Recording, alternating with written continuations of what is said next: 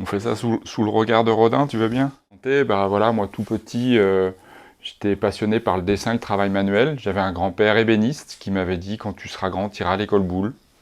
Donc voilà, moi ça a commencé comme ça. L'école Boulle, c'était quoi? Je ne savais pas. Mais un jour, c'était en troisième, c'était un moment un peu crucial dans lequel il faut faire un choix et que là, on m'envoie faire un métier improbable et je dis non, non, non, moi je veux travailler de mes mains et dessiner, je veux aller à l'école Boulle, je tente le concours, je suis pris, ils prennent 60 personnes, je suis le 60e, je découvre en entrant à l'école Boulle à Paris qu'il n'y avait pas que ébénisterie, et je me retrouve en gravure avec un prof génial et mon histoire commence.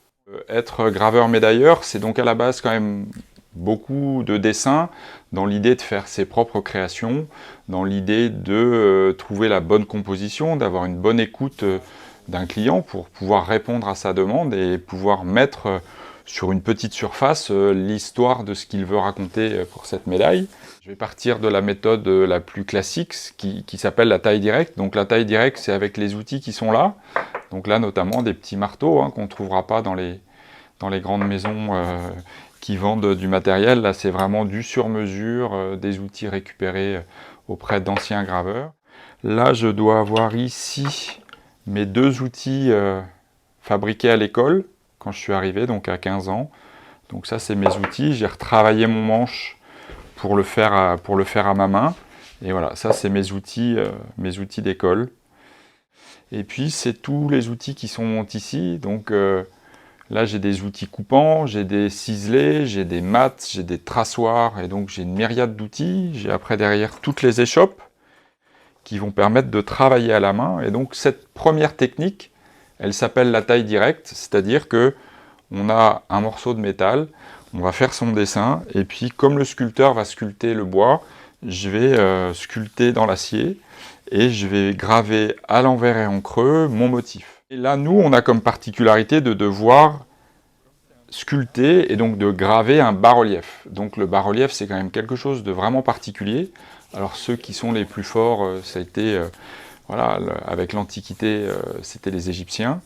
Et moi, mon travail, après, sur la base d'un dessin qui est quelque chose à plat, bah, il faut que je le traduise en bas-relief, avec en même temps des techniques pour pouvoir faire une médaille, c'est-à-dire qu'on a relativement peu de volume, et voilà. Et simplement, on a la nécessité, l'obligation de travailler à l'envers et en creux, gravé sur une matrice en acier. Alors on me dit, oh là là, mais c'est dur ça. Bah oui, mais après, on va venir traiter la matrice thermiquement pour la rendre dure, et on va venir frapper, on va mettre un flanc d'or, d'argent ou de bronze, et on va venir frapper sur une matrice.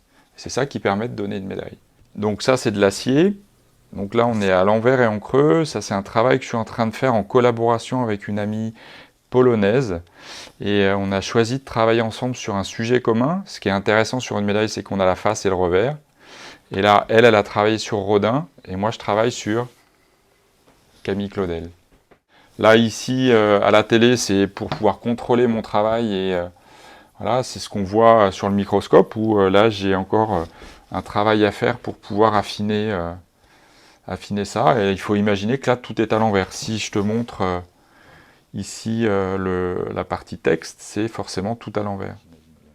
Aujourd'hui, merci à Paul Bocuse, merci aux chefs parce qu'ils sont médiatisés, parce que voilà, Philippe Etchebest forcément, et puis il génère une belle image de marque des meilleurs oreilles de France, il pousse des jeunes à rentrer dans nos métiers, et c'est ce qu'on fait tous.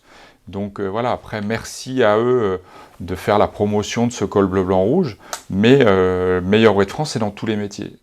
Passer le concours de meilleur oreille de France, c'est quand même voilà, mettre un peu de soi, et apporter des valeurs et défendre son métier, mais c'est dans tous les métiers.